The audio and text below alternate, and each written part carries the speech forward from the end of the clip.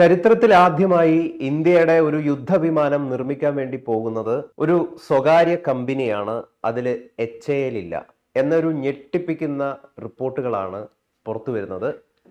ഈ യുദ്ധവിമാനം, 5ാം തലമുറ യുദ്ധവിമാനം ആര് നിർമ്മിക്കണം എന്ന് സൂചിപ്പിക്കുന്ന ഷോർട്ട് ലിസ്റ്റഡ് നെയിംസ്, കമ്പനികളുടെ ഷോർട്ട് ലിസ്റ്റഡ് നെയിംസ് പുറത്തു വന്നിരിക്കുകയാണ്. അതിലാണ് HAL തിരസ്കരിക്കപ്പെട്ടിരിക്കുന്നത്, HALന്റെ പേരില്ലാത്തത്. എന്താണ് യഥാർത്ഥത്തിൽ ഇത് സൂചിപ്പിക്കുന്നത്? ഇന്ത്യയുടെ വിമാന നിർമ്മാണ രംഗത്ത് അല്ലെങ്കിൽ ഇന്ത്യയുടെ പ്രതിരോധ വിമാന രംഗത്ത് ഒരു പുതിയ അധ്യായം തുറക്കുകയാണ്.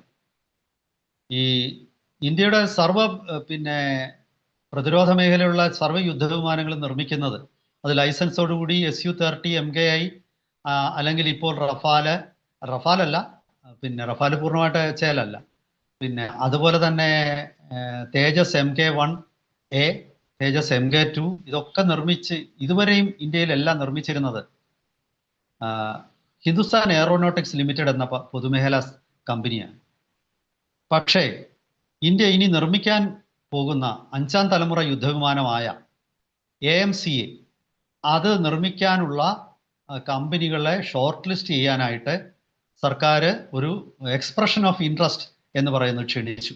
അവരുടെ കഴിവുകളും അതിൻ്റെ അടിസ്ഥാനത്തിൽ ആ കമ്പനികളുടെ പൊട്ടൻഷ്യൽ കഴിവുകളും അവരുടെ മറ്റാരെങ്കിലുമായിട്ട് അവർക്ക് സാങ്കേതിക വിദ്യ അല്ലെങ്കിൽ മറ്റേതെങ്കിലും മേഖലയിൽ സഹകരണമുണ്ടോ, ഇതൊക്കെ ചോദിച്ചുകൊണ്ട് ഒരു എക്സ്പ്രഷൻ ഓഫ് ഇൻട്രസ്റ്റ് സർക്കാർ ക്ഷണിച്ചു. അതിന് 7 കമ്പനികൾ റെസ്പോണ്ട് ചെയ്തു. അതിൽ ഷോർട്ട് ലിസ്റ്റ് ചെയ്തിരിക്കുന്ന കമ്പനികളുടെ കൂട്ടത്തിൽ ഹിന്ദുസ്ഥാൻ എയറോനോട്ടിക്സ് ലിമിറ്റഡ് ഇല്ല. ഏതൊക്കെ കമ്പനികളാണ് പിന്നീടുള്ളത്? ഒന്ന് ടാറ്റ അഡ്വാൻസ്ഡ് സിസ്റ്റംസ് ലിമിറ്റഡ്, രണ്ടാമത്തേത് Larsen and Toubro. Larsen and ട്യൂബ്രോയും അവരോടൊപ്പം ബെല്ലും ഉണ്ട്, BL, ഭാരത് ഇലക്ട്രോണിക്സ് ലിമിറ്റഡ്, അത് പൊതുമേഖലാ കമ്പനിയാണ്. മൂന്നാമത്തേത് ഭാരത് ഫോർജ്. ഭാരത് ഫോർജ് എന്ന് പറയുന്നത് മഹാരാഷ്ട്രയിലുള്ള ഒരുപാട് ഡ്രോണുകൾ, ഇന്ത്യയുടെ പല കാമിക്കാസെ ഡ്രോണുകളും ഇപ്പോൾ നിർമ്മിക്കുന്ന ഒരു കമ്പനിയാണ്. മറ്റു 2 കമ്പനികളെ നിങ്ങൾ കേട്ടിട്ടുണ്ടാവും, അതുകൊണ്ടാണ് ഞാൻ അതിനെക്കുറിച്ച് വിശദീകരിക്കാറുള്ളത്. Bharat forge Bharat earth movers ലിമിറ്റഡും ഡാറ്റ പാറ്റേൺസ്, ഇങ്ങനെ 2 കമ്പനികളുമായിട്ട് ഭാരത് ഫോർജിന് ഒരു ടൈപ്പ് ഉണ്ട്, പാർട്ണർഷിപ്പ് ഉണ്ട്. അങ്ങനെ ഉള്ള 3 കമ്പനികൾ, മുഖ്യമായിട്ട് പറഞ്ഞാൽ Tata advanced systems, Larsen and Toubro, അതുപോലെ ഭാരത് ഫോർജ്, ഇങ്ങനെ 3 കമ്പനികളെയാണ് ഷോർട്ട് ലിസ്റ്റ് ചെയ്തിരിക്കുന്നതെന്നാണ് ഇന്നലെ മാധ്യമങ്ങളിൽ നിന്ന് വന്ന വാർത്തകൾ വ്യക്തമാക്കുന്നത്. അപ്പോൾ തീർച്ചയായിട്ടും ഇതൊരു ഞെട്ടലായിരിക്കാം പലർക്കും. കാരണം നമ്മൾ സ്വാതന്ത്ര്യം കിട്ടിയതിന് ശേഷം ഇന്നേ വരെ എല്ലാം ചെയ്യുന്നത് ഈ പൊതുമേഖലാ കമ്പനി. ഇവരാകട്ടെ ഒരൊറ്റ വിമാനം കൃത്യസമയത്ത് നിർമ്മിച്ചിട്ടില്ല. നമുക്കറിയാമല്ലോ, HALന്റെ തേജസ് 1A അത് നിർമ്മിക്കാൻ അതിന്റെ ഡെഡ് എന്ന് പറഞ്ഞിരുന്നത് എന്നാൽ 2023 ഇപ്പൊ 2026 ഒരൊറ്റ വിമാനം പോലും വ്യോമസേനയിൽ വന്നിട്ടില്ല. 2023 വ്യോമസേനയ്ക്ക് കൈമാറും, വ്യോമസേനയുടെ ഭാഗമാകുമെന്ന് പറഞ്ഞതാണ്. അപ്പോൾ അങ്ങനെ ഈ ഡിലേസിൽ റെക്കോർഡ് കമ്പനിയാണ് HAL. ഇനിയും സർക്കാർ എന്നുള്ള ഒരു രീതിയിൽ ഇനി കാര്യങ്ങൾ നടക്കില്ല. ഇനിയും സ്വകാര്യ മേഖലയും ഇന്ത്യയുടെ യുദ്ധവിമാനം അല്ലെ പ്രതിരോധ മേഖലയിലെ വലിയ ഒരു റോള് സ്വകാര്യ കമ്പനികൾക്കും ഉണ്ടാകും എന്നുള്ള ഒരു ഇത് നൽകുന്നത്. അപ്പൊ ഈ എക്സ്പ്രഷൻ ഓഫ് ഇൻട്രസ്റ്റ് ഈ കമ്പനിറ്റീസ് സ്കില്ലുകൾ, ഒന്ന് അഡ്വാൻസ്ഡ് ഏവിയോണിക്സ്, അതായത് വളരെയധികം ആധുനികമായിട്ടുള്ള ഇലക്ട്രോണിക് സംവിധാനങ്ങൾ, സ്റ്റെൽത്ത് ഓപ്റ്റിമൈസ്ഡ് സ്ട്രക്ചർ, അതായത് നമ്മൾ ഈ 5ാം തലമുറ യുദ്ധവിമാനം എന്ന് പറയുന്നത് സ്റ്റെൽത്ത് വിമാനമാണ്. അപ്പോൾ ആ രീതിയിൽ വേണം വിമാനത്തിന്റെ സ്ട്രക്ചർ ഉണ്ടാവേണ്ടത്. പിന്നെ സിസ്റ്റംസ് ഇൻറ്റിഗ്രേഷൻ, മറ്റു സിസ്റ്റംസുമായിട്ട് ഇത് ഇൻറ്റിഗ്രേറ്റ് ചെയ്യുന്നത് എങ്ങനെയാണ്? ഉദാഹരണത്തിന് നമ്മുടെ തദ്ദേശീയമായിട്ട് നിർമ്മിച്ചിട്ടുള്ള ആയുധങ്ങളുണ്ട്, അസ്ത്ര 1, 2, പിന്നെ ഗാണ്ടീവ അല്ലെങ്കിൽ അസ്ത്ര 3, പിന്നെ രുദ്ര മിസൈലുകൾ, പിന്നെ നമ്മൾ വിദേശത്തു നിന്ന് നമ്മൾ കൊണ്ടുവരുന്ന ഒരുപാട് ആയുധങ്ങളുണ്ടാവും, പ്രിസിഷൻ മ്യൂണിഷൻസ് എന്ന് പറയുന്ന ബോംബുകൾ ഉണ്ടാവും, അങ്ങനെ പിന്നെ റഡാറുകൾ ഉണ്ടാവും, ESA റഡാറുകൾ, അതായത് advanced electronically scanned array radar ഉണ്ടാവും.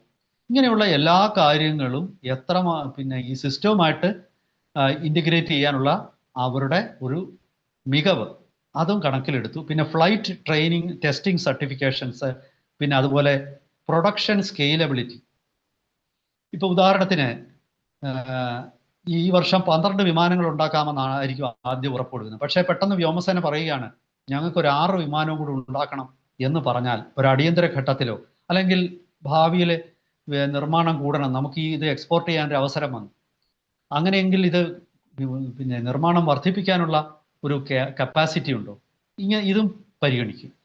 അങ്ങനെ ഇതിൻ്റെ എല്ലാം അടിസ്ഥാനത്തിലാണ് എക്സ്പ്രഷൻ ഓഫ് ഇൻട്രസ്റ്റ് പ്രകാരം അവർ പ്രകടിപ്പിക്കുന്ന താല്പര്യത്തെ വിലയിരുത്തുകയും അങ്ങനെ വിലയിരുത്തിയതിൻ്റെ അടിസ്ഥാനത്തിൽ അവസാനം അന്തിമമായിട്ട് ഒരു കമ്പനിയെ സെലക്ട് ചെയ്യുകയും ചെയ്തു. പിന്നെ മറ്റൊരു കാര്യം എന്ന് പറയുന്നത് ഈ HALന് ഒരുപാട് ബാക്ക്ലോഗ് ഉണ്ടെന്നാണ് പറയുന്നത്. അതായത് തേജസ് 1A തന്നെ ഞാൻ പറഞ്ഞല്ലോ, അവര് 2023 സപ്ലൈ ചെയ്യാമെന്ന് പിന്നെ പറഞ്ഞിരുന്നത് 26 കൊടുത്തിട്ടില്ല. ഇപ്പൊ 6 വിമാനങ്ങൾ തയ്യാറായി ഇരിക്കുകയാണെന്ന് പറയുന്നു. അത് സർട്ടിഫിക്കേഷൻ പ്രോസസ്സ് ഇവിടെ കഴിഞ്ഞു കഴിഞ്ഞാൽ തീർച്ചയായിട്ടും അത് കൈമാറുന്നു. പക്ഷെ അപ്പോഴേക്കും 3 കൊല്ലം കഴിഞ്ഞു. ഇപ്പം ശരിയായി വരുന്നുണ്ടാവും, പക്ഷെ അപ്പോഴേക്കും അവർ കൊടുക്കാനുള്ള വിമാനങ്ങളുടെ എണ്ണം വളരെയധികം വർദ്ധിച്ചു. അതായത് ബാക്ക്ലോഗ്, ആ ബാക്ക്ലോഗ് ക്ലിയർ ചെയ്യാൻ പോലും അവർക്ക് പറ്റുന്നില്ല. പിന്നെ മാത്രമല്ല അവർക്ക് തേജസ് 1A തേജസ് 2 രണ്ടും കൂടെ ഒരു 180-200 വിമാനത്തിലധികം അവർക്ക് നിർമ്മിക്കേണ്ടതുണ്ട്. പിന്നെ അതുപോലെ Su-30 MKI അതിൻ്റെ നിർമ്മാണത്തിലും അവർക്ക്, അതിൻ്റെ നിർമ്മാണമല്ല അതിൻ്റെ അപ്ഗ്രേഡിങ് നടക്കുക. ആ അപ്ഗ്രേഡിങ് എന്ന് പറഞ്ഞാൽ 270ഓളം വിമാനങ്ങളാണ്, അതും ഒരു ഭാഗത്ത് നടക്കുന്നു. അവരുടെ ഓർഡർ ബുക്ക് എന്ന് പറയുന്നത് 2030-35 വരെ, അതായത് 2035ഓളം ഉള്ള കാലം വരെയുള്ള ഓർഡർ ബുക്ക് അവർക്ക് ഇപ്പോഴേ ഉണ്ട്. അതായത് അവർക്ക് ഇതൂടെ ചെന്ന് കഴിഞ്ഞാൽ അവിടെ ഒന്നും നടക്കത്തില്ല, തേജസും ഉണ്ടാവത്തില്ല, പിന്നെ AMCA നടക്കത്തില്ല, പിന്നെ വരാനിരിക്കുന്ന റഫാൽ ഇന്ത്യയിൽ തന്നെയാണ്, അവർ തന്നെയാണ് നിർമ്മിക്കുന്നത്, ലോക്കൽ പാർട്ട്ണർ ഉണ്ടെങ്കിൽ പോലും. പക്ഷെ എന്നിരുന്നാൽ പോലും ഈ നിർമ്മിക്കാനുള്ള പിന്നെ വിമാനങ്ങളുടെ ഒരു ആധിക്യം, അവരുടെ ഓർഡറിൻ്റെ ആധിക്യം കാരണം അവർക്ക് കൃത്യമായ രീതിയിൽ ഈ നിർമ്മാണം മുന്നോട്ട് കൊണ്ടുപോകാൻ സാധിക്കില്ല എന്നുള്ളതും ഒരു കാരണമാവാം. പിന്നെ ഇതിൽ നിന്ന് നമ്മൾ ഒരു കാര്യം കൂടെ പറഞ്ഞ്, ഒരുപക്ഷെ നമ്മുടെ സമയം തീരാറായിരിക്കാം, എങ്കിലും ഞാൻ ഒരു കാര്യം കൂടെ പറഞ്ഞ് അവസാനിപ്പിക്കുകയാണ്. ഇന്ത്യയുടെ സ്വകാര്യ മേഖല, ഇന്ത്യയുടെ പ്രതിരോധ മേഖലയിൽ വലിയ കുതിച്ചുചാട്ടം നടത്തിയിരിക്കുകയാണ്. ഇന്ന് സ്വകാര്യ മേഖല അമ്മ്യൂണിഷന്റെ കാര്യത്തിൽ, അതായത് പടക്കോപ്പുകളുടെ കാര്യത്തിൽ സ്വകാര്യ മേഖല ലോകം വെല്ലുവിളിക്കുന്ന തരത്തിലേക്ക് മാറിയിരിക്കുന്നു. നമ്മൾ നോക്കിയാൽ ഡ്രോണുകൾ, അതുപോലെ പിന്നെ ടാങ്ക് നിർമ്മിക്കുന്നു. ലാർസൻ ആൻഡ് ട്യൂബ്രോയുടെ ഒരു പുതിയ മിനി ടാങ്ക് വരുന്നു. DRDO സൊറാവർ എന്നൊരു ടാങ്ക്, ലൈറ്റ് ടാങ്ക് നിർമ്മിച്ചപ്പോൾ അതേ വെയിറ്റ് കാറ്റഗറിയിലുള്ള മറ്റൊരു അതിനേക്കാൾ ആധുനികമായ ഒരു ടാങ്കുമായിട്ട് പെട്ടെന്ന് ലാർസൻ ആൻഡ് ട്യൂബ്രോ രംഗത്ത് വന്നിരിക്കുകയാണ്. അതുപോലെ ചില കമ്പനികളുടെ പേര് നമുക്ക് പറയാതിരിക്കാൻ നിർവാഹമില്ല. പൂനെ ബേസ്ഡ് ആയിട്ടുള്ള സോളർ ഡിഫൻസ്, അവര് പിന്നെ ഈ മൾട്ടിപ്പിൾ റോക്കറ്റ് ലോഞ്ചറുകൾ ഉണ്ടാക്കുന്നതിൽ വലിയ പുരോഗതി കൈവരിച്ചു. അവരും കൂടെ ചേർന്നാണ് ഇപ്പോൾ നമ്മുടെ ഈ പിനാക റോക്കറ്റുകൾ ഉണ്ടാക്കുന്നത്. അതുപോലെ നിരവധി കമ്പനികളുണ്ട്. Tata advance systems, Adani defence, അവരാണ് ഈ ഹെർമിസ് ഡ്രോൺ ഇന്ത്യയിൽ ദൃഷ്ടി 10 എന്നുള്ള പേരിൽ ഡ്രോൺ ഉണ്ടാക്കുന്നത്. നമ്മുടെ വ്യോമസേനയിലും അതുപോലെ നാവികസേനയിലും വലിയ രീതിയിൽ ഇപ്പം ദൃഷ്ടി 10 ഡ്രോണുകൾ ഉപയോഗിക്കുന്നുണ്ട്. അതുപോലെ തന്നെ നിരവധി കമ്പനികൾ ഈ മേഖലയിൽ, ഇപ്പോൾ ഭാരത് ഫോർജിന്റെ കാര്യം, ഐഡിയ ഫോർജ്, ഭാരത് ഫോർജ്, അതേ രീതിയിൽ ഞാൻ എല്ലാത്തിൻ്റെയും പേരെടുത്ത് പറയുന്നില്ല, അതുകൊണ്ട് അവർ കോൺട്രിബ്യൂഷൻ നടത്തുന്നില്ല എന്നല്ല അർത്ഥം. ഇപ്പോൾ ബാംഗ്ലൂർ ബേസ്ഡ് ആയിട്ടുള്ള ഫ്ലൈയിങ് വെഡ്ജ് ഡിഫൻസ് ലിമിറ്റഡ്, അവര് ഇതുപോലെ ഡ്രോണുകളുടെ കാര്യത്തിൽ വലിയ മുന്നേറ്റം നടത്തിയിരിക്കുന്ന ഒരു കമ്പനിയാണ്.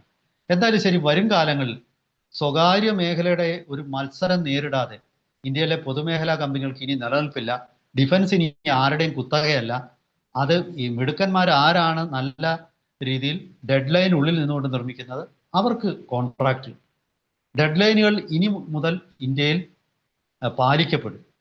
ഡെഡ് ലൈനുകൾ 30 വർഷം കഴിഞ്ഞിട്ടും പിന്നെ ഉണ്ടാക്കാൻ പറ്റാത്ത കാവേരി എഞ്ചിൻ പോലുള്ള ഡെഡ് ലൈനുകൾ ഇനിയില്ല.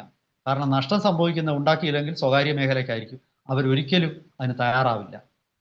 എന്തായാലും വലിയൊരു പുരോഗതിയാണ്, വലിയൊരു നാഴികക്കല്ലാണ്. വരും ദിവസങ്ങളിൽ കൂടുതൽ വിവരവുമായിട്ട് നമുക്ക് പ്രേക്ഷകരെ സമീപിക്കാം.